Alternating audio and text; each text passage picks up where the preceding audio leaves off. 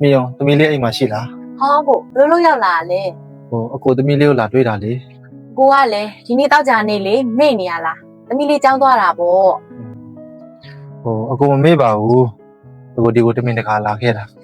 သမီးလေးနဲ့ကိုလာနှုတ်ဆက်တာလေ ဘာလဲဘာအောင်နှုတ်ဆက်တာလဲ အကိုပြီးခဲ့တဲ့လကဂျပန်သွားမလို့အင်တာဗျူးဖြေထားတာလေအဲ့ဒါသူတို့ကမနေ့ကပြန်ဆက်သွယ်လာတယ်ကိုအင်တာဗျူးအောင်တယ်တဲ့အဲ့ဒါကိုဂျပန်မှာအလုပ်သွားလုပ်ရတော့မယ်လေ အင်းမအဲ့ဒါလေကောင်းတဲ့ကိစ္စပါပဲဒီကိစ္စတွေရောသမီးလေးသိပြီးပြီလား သမီးလေးကတော့မသိသေးဘူးပုံမှန်စနေနေ့ဆိုသမီးလေးကိုတွေ့နေကြလေဒီတစ်ခါစနေနေ့ရောက်လို့မှသမီးလေးကသူ့အဖေကိုမတွေ့ဘူးဆိုရင်သမီးလေးဝမ်းထဲမှာလည်းကြောက်တယ်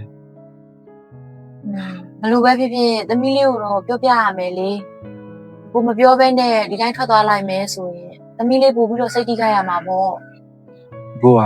အခုမှပြောဖို့ချိန်မရှိတော့ဘူးအခုကိုလေရင်ခွင်းကိုသွားရတော့မှာနောက်တော့နိုင်လောက်ဆိုရင်လေရင်နဲ့ထွက်ပြီလေ ကိုကဂျပန်သွားဖို့အရင်ကတည်းကပြင်ဆင်ထားပြီးသားလား ဟုတ်တယ်ဟာအကိုသူတို့ဘက်ချန်နေတန်းခေါ်တာနဲ့ကိုကတန်းသွားရမှာ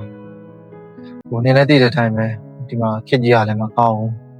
ဗာစီပွားရေးမှလည်းလုပ်လို့မရဘူး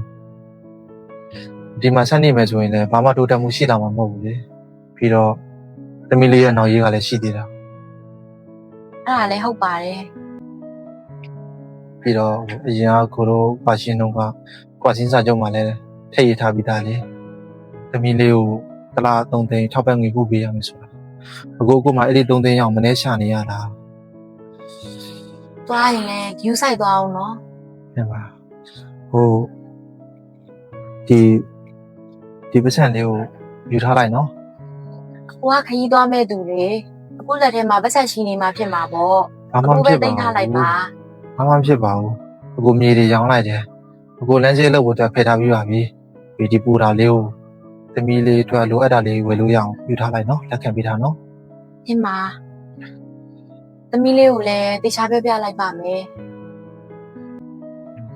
ဘလို့ဖြစ်နေလည်းကိုဗီးဆိုင်နော်သမီးလေးကိုလည်းလက်ထဲပဲအပ်ထားခဲ့မယ်နော် သမီးလေးကစိတ်ချပါဒီကိစ္စတွေကိုလည်းတေချာနားလည်အောင်ရှင်းပြပေးလိုက်ပါမယ်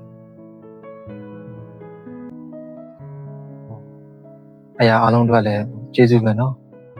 နေရာအရင်တိုင်းပဲဘာမှပြောင်းလဲမသွား ရပါတယ်